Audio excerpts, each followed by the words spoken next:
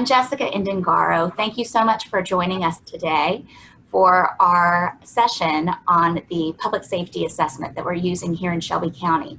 I'm an attorney. I work here in the mayor's office for Mayor Lee Harris. He came into office in 2018, so we're approaching our 2-year mark. The tool that we're going to be talking about today began in the previous administration but had to be implemented during this administration, and it turned out to be very timely. So let me tell you a little bit about our panelists for just a moment. And actually, I was about to motion to someone, but I don't know where they are on your screen. But Llana Greer, if you could just wave very quickly. Ms. Greer is the Executive Director of Shelby County Pretrial Services here in Shelby County. That organization is technically part of the Mayor's administration, but is seated in our Criminal Justice Center and works with the judges and magistrates during the pretrial period. Chris Floyd, if you could just wave. Chris Floyd is our Criminal Justice Coordinator. We were lucky enough here in Shelby County to receive a grant from the Catherine D. MacArthur Foundation, which has to do with, they call it the Safety and Justice Challenge sites. And Chris helps to manage that grant and that work that goes along with that grant. Mr. Kennedy, if you could wave. This is Spurgeon Kennedy. He goes by Kenny, and I will never call him that. And he is at the Justice Management Institute, which is an organization out of Arlington, Virginia, that helps municipalities and other organizations concerned with this work figure out how to do that work. So it's a lot of technical assistance, but it's also assisting on managing those grants. So Mr. Kennedy has actually written the books on this. His primary tome is called Framework for Pretrial Reform, Essential Elements of an Effective Pretrial System. He came on to JMI in 2017 and has been a great partner with Shelby County. I'll just mention that Llana Greer has been with pretrial for 25 years, and Chris Floyd also has a similarly long tenure here in Shelby County. So let's get started. So the first question is, so we're going to get to the tool, which is the public safety assessment. But the first question is, what was the problem and what was the public safety assessment trying to resolve? Okay, so Jessica, I can take that question if that's okay. So this really has been a long-term project in Shelby County. Locally, we started talking about different strategies that would safely reduce the jail population when we received that grant that you spoke of with the Safety and Justice Challenge. One of the strategies that we focused on very early on was pretrial reform.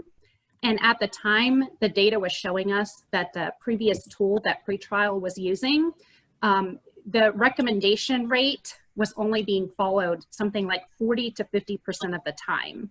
So we knew we could do a better job in that area because in previous years, we had seen that number be at a higher level.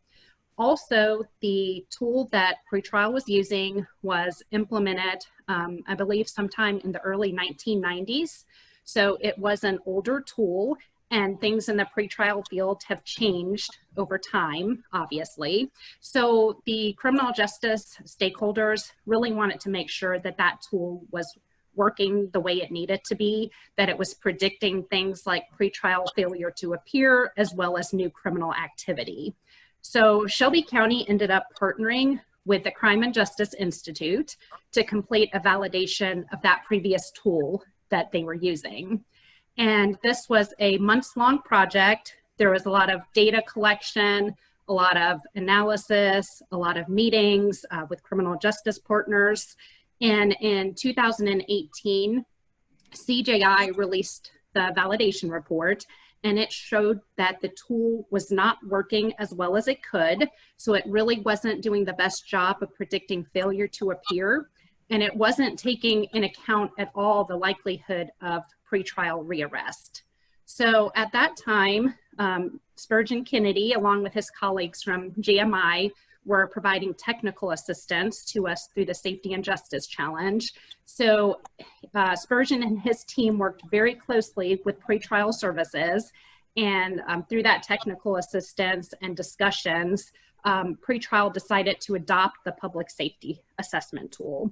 So we now have with the PSA this evidence-based tool to help determine the likelihood of pretrial success. So it really helps the county make better and more informed decisions based on risk.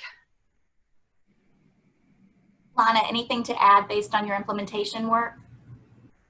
Oh, well, with that, what Chris has already said is absolutely true. We had been using our old tool for, I've been here 25 years, so at least 20 of those 25 years, we had been using the old tool.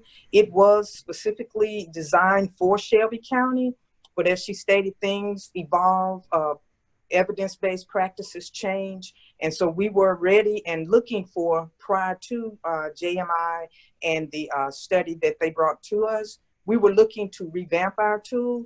As it turns out, the timing was everything. Once the safety and justice challenge came about, and then we had the assistance from JMI, things started to really roll quicker. And so we found a good tool that works well for us. So, Mr. Kennedy, I think of you as having a little bit more of the 50,000-foot view. Is this typical? Is this what many municipalities experience? How many municipalities are using these kinds of tools? That's a great question. And it's really important to note that Shelby County is really doing what a lot of major jurisdictions across the country are doing. That is either re-examining the risk assessment tools that they have in place or putting risk assessment tools in place where they hadn't been before. If you look at the 200 most populous counties across the country, and Shelby's included in that number, about 65% have adopted risk assessment tools in the last 10 years or so. There are at least 50 jurisdictions in about 20 states besides Shelby County that are using the PSA as well. So this is a trend in the pretrial field that is growing. The need for these assessments have really come into play over the last decade or so, and it's good that Shelby County is really on the forefront of this kind of reform. Okay, so we're going to get into some of the basics of how this works. And I'll just note that I think of this in kind of two buckets, that the goals for this kind of thing are, one, to make sure that more people can get bail so that they can be released, but also so that there's a more objective process in setting the amount of that bail. Is that a good way to think about it? Yes. Chris? Oh, yeah, absolutely. As I mentioned before, having this evidence-based tool hopefully gives people more comfort in releasing more people on non-financial conditions. So yes, absolutely.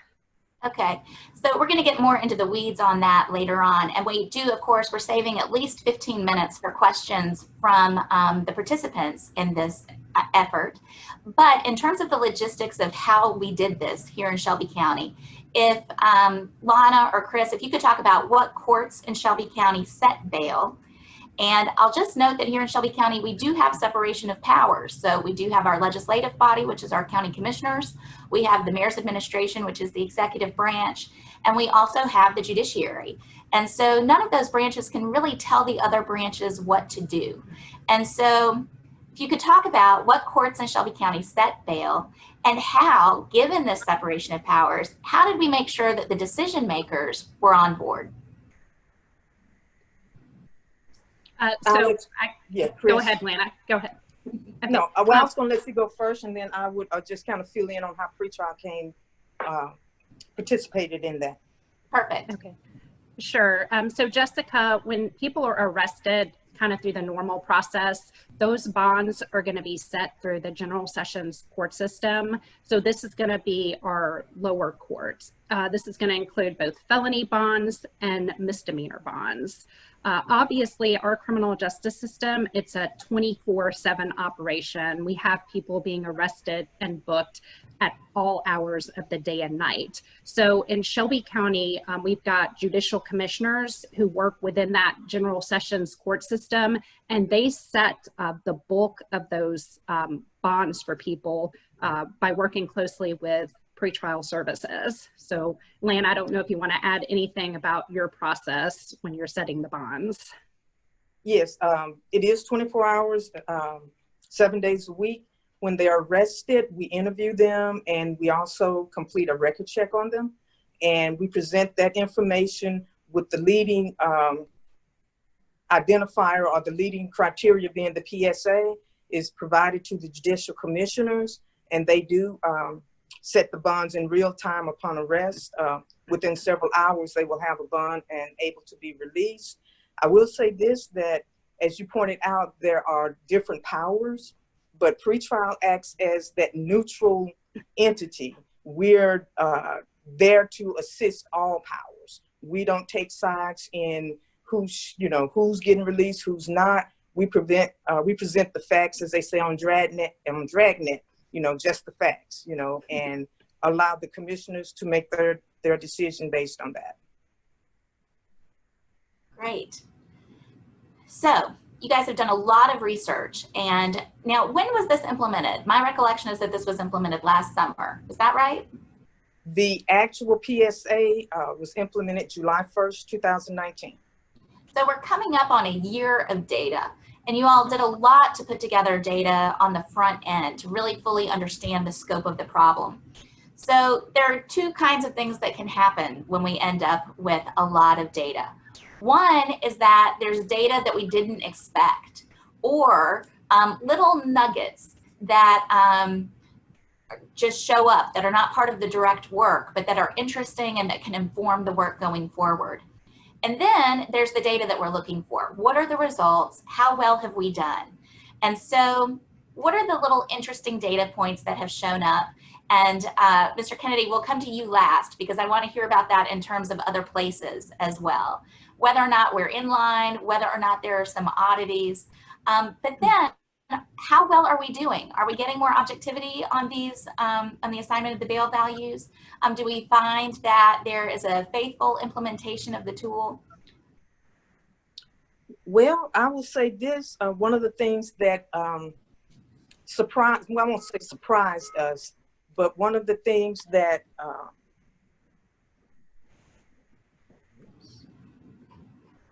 Oh, it looks like we've lost Llana. Llana.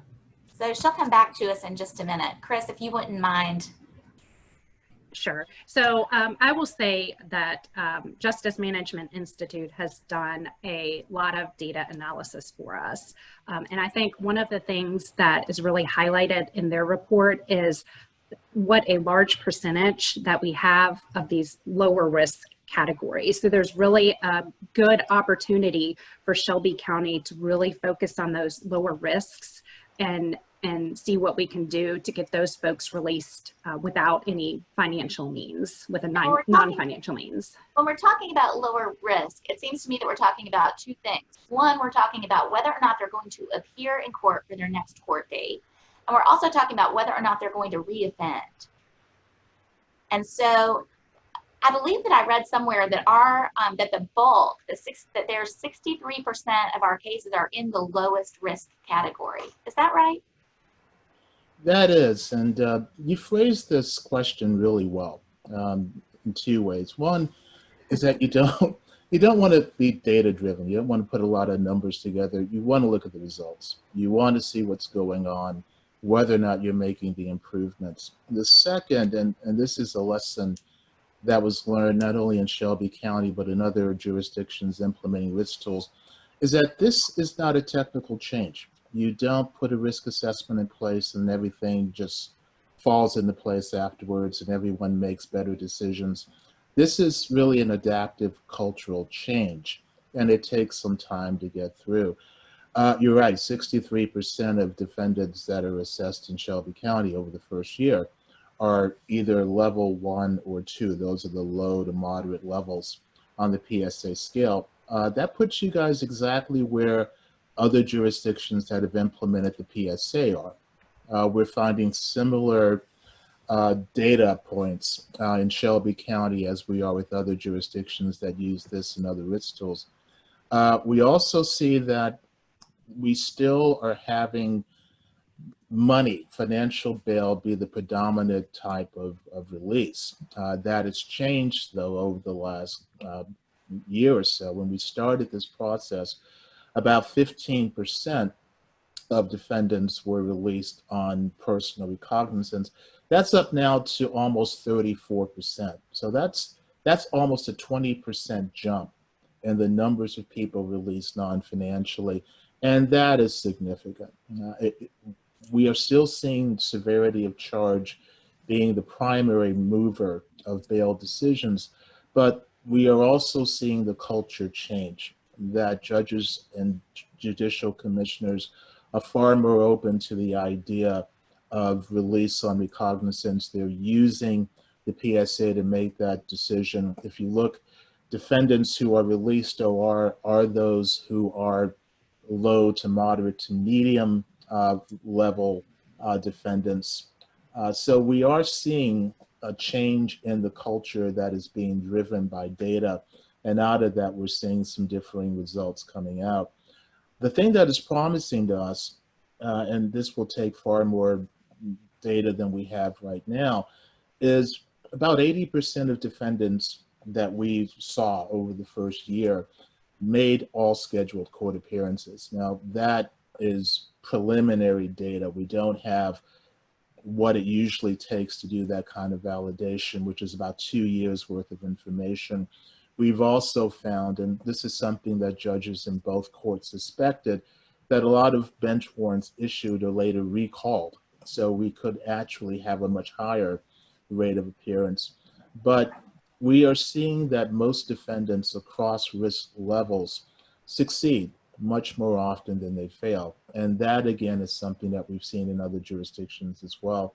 So this is going to be, as it has been in other jurisdictions for Shelby County, a slow process, because you are changing attitudes, you are changing culture, but we are seeing some progress in the kinds of areas that you'd want to see.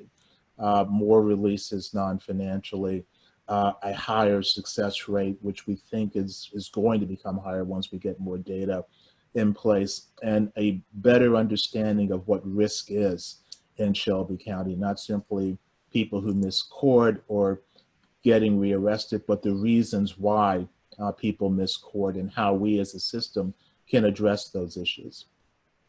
So, Mr. Kennedy, I wonder if you can get into some of that, what that culture shift, really what those details are. My background is working in federal court before I was in private practice for a few years. And in federal court, there's not really a bail system at all. So there are two factors that courts must consider. And those factors are whether or not that person is a flight risk and whether or not that person is a danger to the community.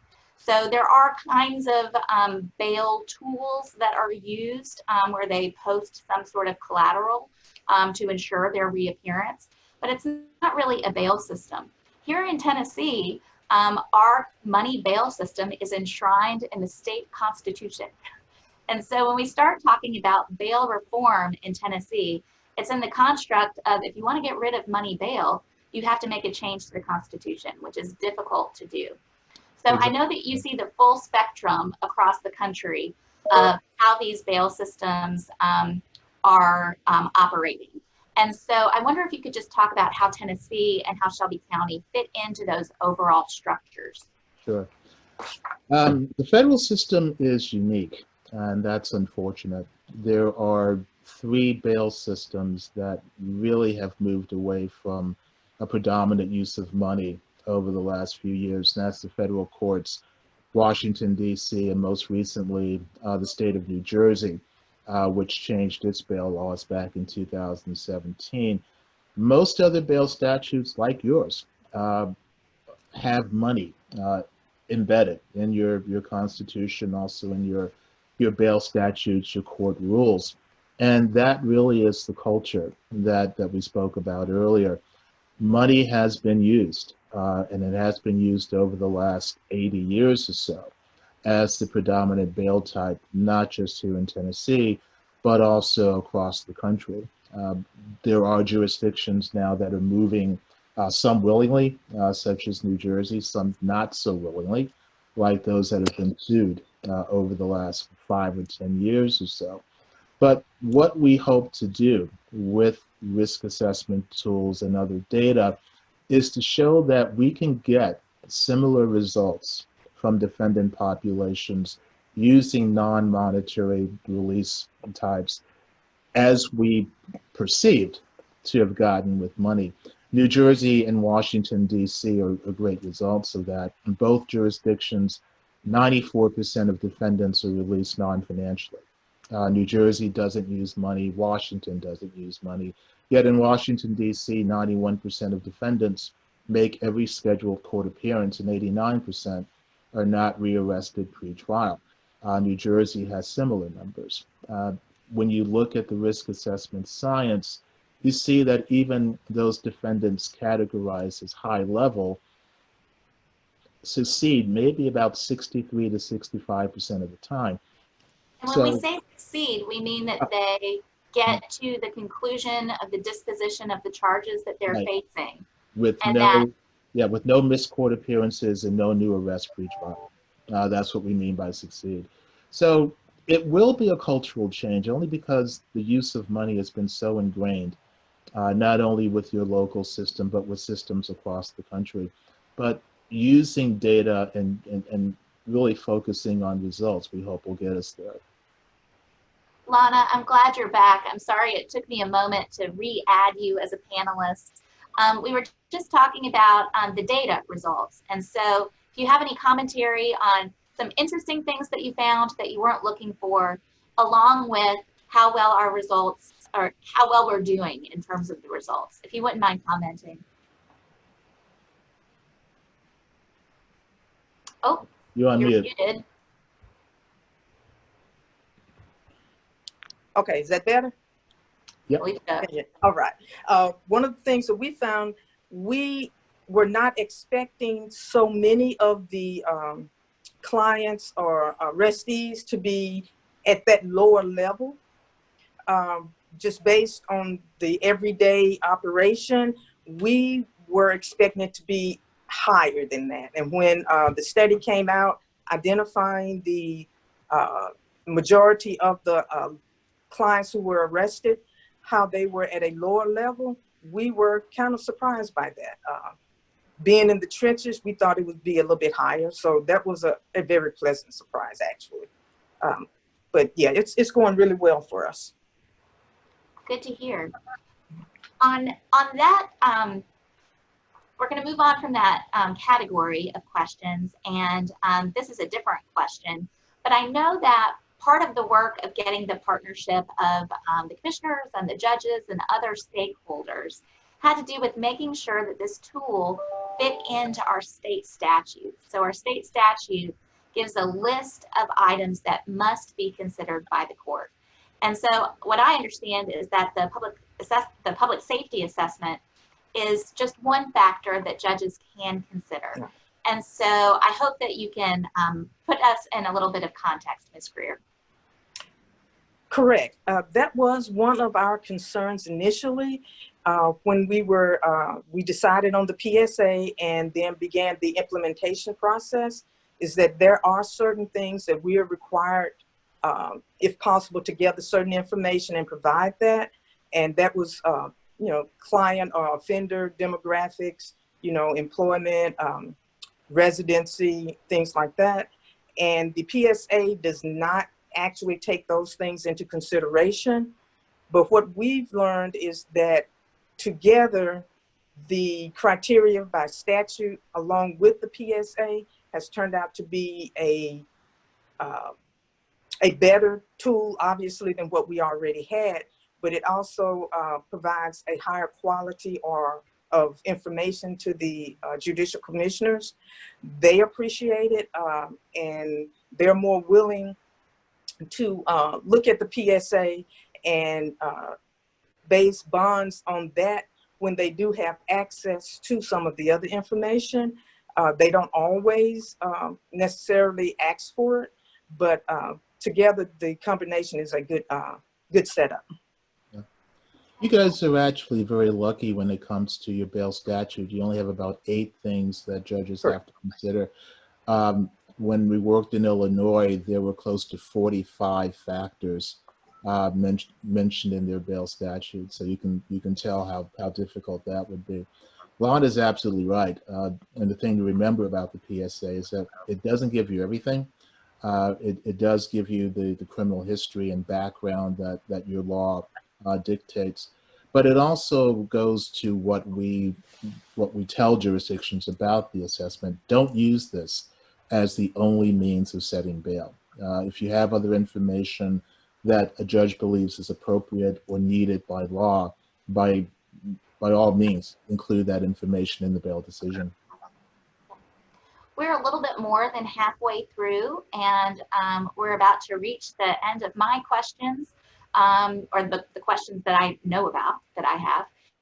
And then we're gonna go to our participant questions. So please keep those questions coming in. Thank you so much. I have seen them both in our chat as well as in our Q&A section, and I want you to know that I haven't forgotten you. But my last official question to the panel has to do with implementation. What have been the biggest challenges in implementation? This is a large scale shift with a lot of players. And so beyond that, I know there were several challenges. And then as we are hitting the 1 year mark, how is that going? The process part of this PSA implementation. Chris?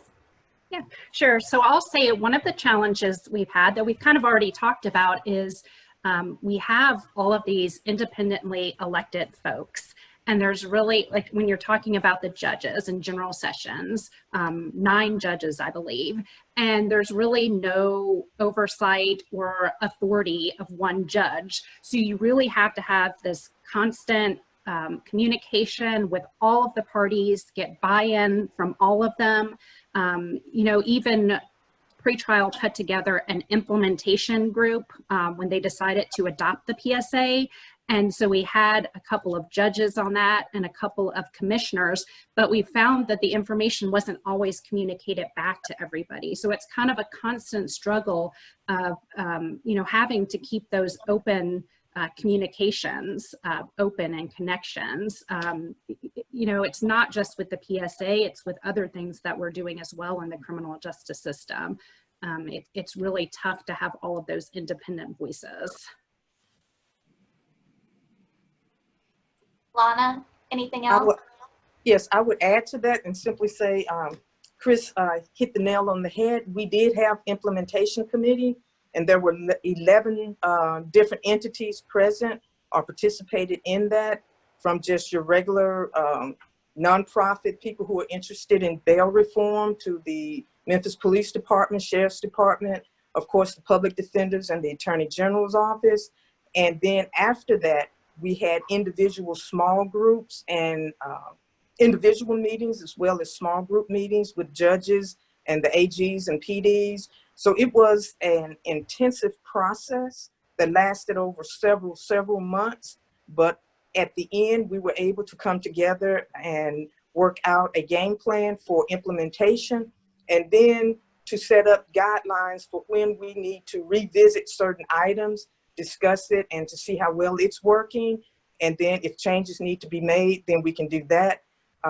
But everyone came together, and it was really a good working process. 1 year from now, we have, and I won't say exactly, but we've probably tripled the number of releases, and it has not negatively impacted the show-up rate, the FTA rate. So again, the overall process was a very good one. So, Mr. Kennedy, you see this implemented in a variety of places. How's it going here? It is going well. Again, the two major issues, and both Chris and Llana have really talked about them, is getting everybody on board. And your implementation committee does include all the stakeholders that matter, and really addressing any concerns and questions that they have. The key to this really is education. When someone has a question, answer it. When someone has a concern, address it. You know, show the data to let them see the progress. I think Shelby has done a fairly good job with implementation up to now. Great. So I'm going to start going through some of our questions from our participants. Thank you so much for being in this webinar with us today, and thank you for taking the time to ask these great questions. So I'll start with Fred Morton. He asks, and this is kind of a complicated question, and so if you can give some kind of ballparks, or we might be talking more about what to expect and why these kinds of things vary. But his question is, what are the usual amounts of bonds for felony and lesser offenses? So I guess the question is whether or not there's a usual bond in the first place. But I believe that Reverend Morton is also concerned about bail bond industry. He doesn't say the word lobbyists, but he wants to make sure, he wants to note that the elimination or reduction of bail, he wants to know if that adversely affects the quality of justice. Complicated question. Chris, will you take first crack? Well, I'll try to take the first crack. So I believe that the report that JMI put out did show that a large percentage of people had a bond amount within maybe 1,000 to the 5,000 range. I think maybe close to half, 45% or so. So I mean, those aren't necessarily really high bond amount. So those are maybe things that those folks could maybe be focused on for release on non-financial, but a large percent of people getting bonds set were at somewhat of a lower level. Yeah. Director Greer, are there usual bonds for categories of offenses? No, they're not actually, because you have a number of judicial commissioners and they all weigh the information according to their own criteria. So I wouldn't say there are usual bonds. As I stated earlier, with this process, we've released a lot more people on their own recognizance. And the number of failure to appears has not increased dramatically. So to me, that speaks volume to the fact that even though the bonds are lower or they are free ROR bonds, that it is not impacting the system in higher missed court dates. So, Director Greer, do you believe that this is affecting more objectivity in the process of setting bond values? yes, definitely. I believe that wholeheartedly. In conversations with commissioners and just with other stakeholders, a lot of the conversation veers away from those things that are subjective and more towards the PSA, which is a more objective tool. Sure. I'm going now to the Q&A questions, and Ricky Newell actually asked the first question of the day. I didn't mean to not call on you first, Mr. Newell. His statement is that most of us are concerned about the procedures of the facilities addressing separating inmates diagnosed with COVID-19 and preventing the spreading. So I'll just note that our pretrial detainees are in our Criminal Justice Center. The address is 201 Poplar Avenue, and that the detainees are subject to the sheriff's jurisdiction. And so they've made great strides in flattening the curve there, but of course social distancing remains very difficult. Chris and Llana, I know that you're both in the building, and I know that the sheriff is not part of your direct work necessarily, but I wonder if you have any commentary on that. Director Greer, specifically, I note that our population has gone down significantly during this COVID period, and I wonder if that might inform your response. Yeah, they are working diligently inside the jail to, if there are people who have been identified with COVID, the Sheriff's Department works to isolate those people. But our part, as far as pretrial, our goal has been during this whole pandemic is to get the bonds set, to get them as low and reasonable as possible to ensure that they return to court so that they don't spend time in the facility, that they're able to come in, be processed and released. And again, with the number of increases in OR releases, that has had a positive impact on the separation and the confinement. The number of people that are in custody, it's down roughly about 1,000 through the overall process. So yes, we work with them, but they do their best to isolate if they know that someone has COVID. Thank you, Director Greer. Mr. Newell, I see you have another question, but I'm going to come back to you just to make sure that I do include other participants. I note that one of our dedicated public servants, Leah Romer Oakley, has a question. She's also based in the 201 Criminal Justice Complex. I think I'm just going to call it the complex now. Do people call it that? Anyway, Ms. Romer Oakley's questions are, what processes are in place through pretrial services to prevent reoffenders from just being given the same bond or bail and then released again? I think that she's concerned about offenders that reoffend. Her further comment is, for example, an offender that is arrested for the same kind of crime over and over, but maybe involving a different victim on each case. Oh, and I'm so sorry. I did not acknowledge a request of hers. But the important thing has to do with people who do reoffend. So what are we seeing in that data, Chris or Director Greer? Yeah, From the pretrial point of view, we have to approach it as our mission is to set or to get a bond set that is reasonable, that would ensure that or help ensure that that person returns to court. We can't necessarily weigh into it some of the other aspects of possibility, although with the PSA, we are looking at some recidivism, but part of that is that the bond needs to be set that's reasonable to help or to them to report back to court. The recidivism part of it is taken into consideration by the commissioners based on the scores from the PSA. The other part of it, as far as what pretrial does, if that person has a record and the commissioners request it, we will supervise that person, put them in programming, things of that nature to help ensure, one, they come to court, and two, that they do not reoffend. So we do have programs available for that. Not all releases are in programming, but that is an option available to the commissioners. I also think it's important to note, and we don't have the data here in Shelby yet, but nationally, when you look at the numbers of people who are rearrested pre-trial, what we find is those agencies that keep the data, anywhere from 88 to maybe 90% of defendants are not rearrested pre-trial.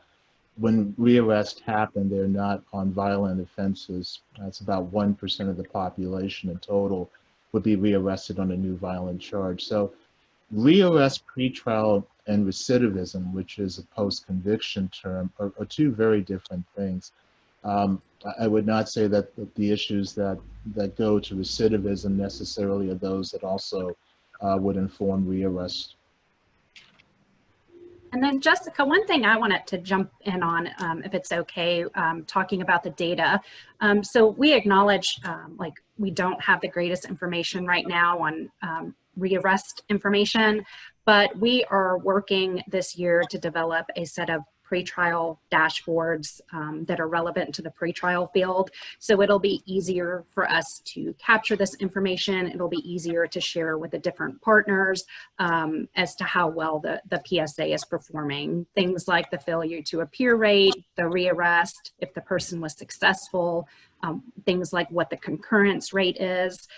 So that's something we're moving forward with this year. Well, and certainly we know that some people who are accused of crimes, the crimes that they're accused of kind of occur in clusters. And so it's the same kind of activity kind of in a series. And so thank you, Chris, for explaining how that is in progress. So the next question is from Megan Keel, and she notes the concept of implicit bias. Implicit bias is a concept and a topic that has been at the forefront here in the legal community in Memphis and Shelby County for at least a couple of years, primarily through the work of Sixth Circuit Judge Bernice Donald, who is just over in the federal building sometimes when she's not in Cincinnati deciding these cases. But Judge Donald has gone to great lengths to bring in some of the premier experts in the country, both to give trainings to judges as well as to lawyers, not just in the criminal justice arena, but also in civil cases where we're talking about evictions and other things where implicit bias can have a very negative impact. And so she notes that one of the groups that she's very involved with, they've been discussing implicit bias specifically, and they want to know whether or not implicit bias is addressed generally in Shelby County with respect to criminal justice, but also in the implementation of this tool.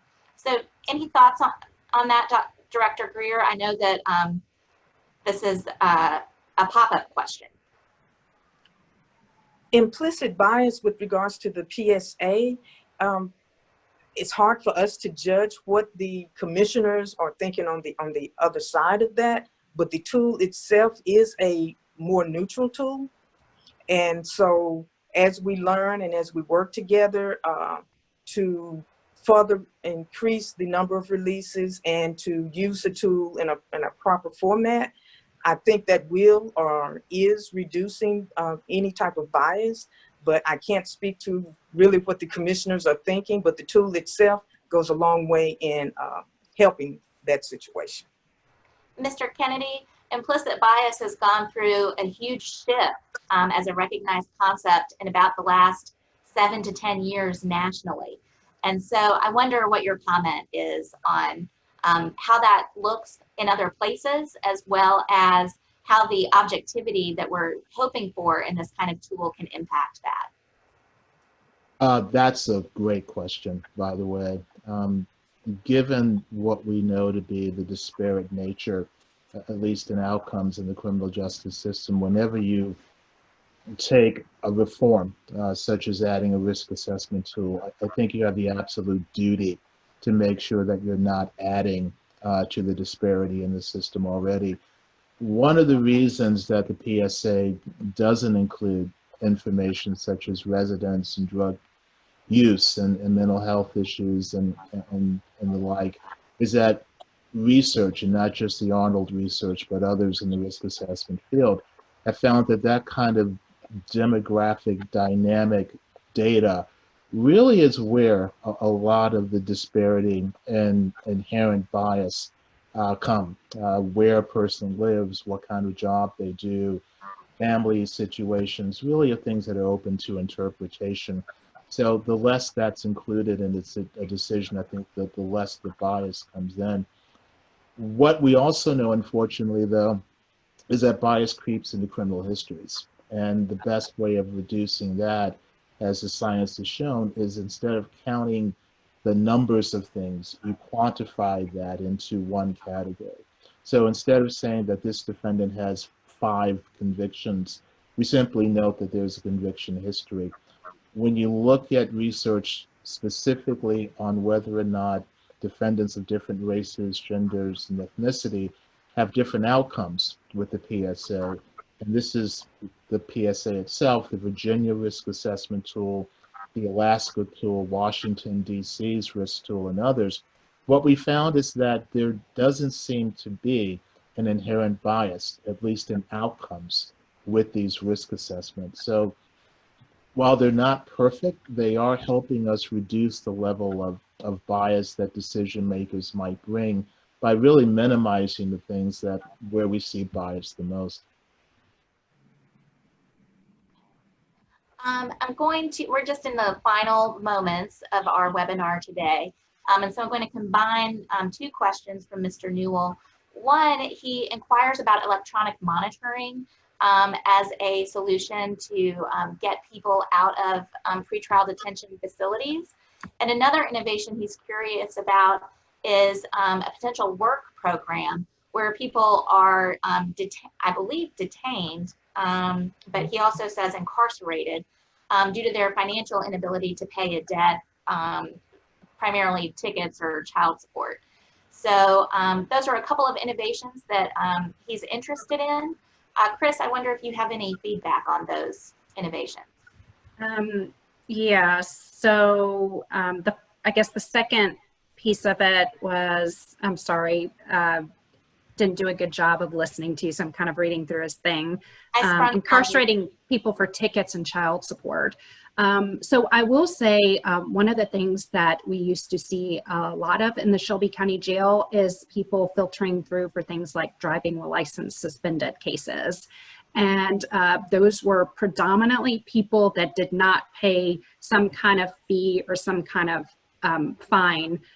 There were many different situations where those fees could be levied against somebody and those driver's license suspended.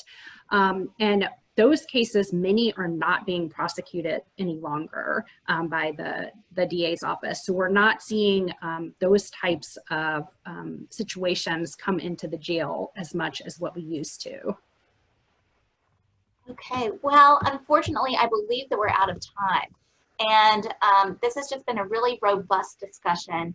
Thank you so much, Director Greer, Coordinator Floyd, and Mr. Kennedy. Each of you just really brought something special to this discussion, and I personally appreciate it. To our participants, thank you so much for participating in the Southern Justice Summit. I hope that we're going to see you in additional panels today.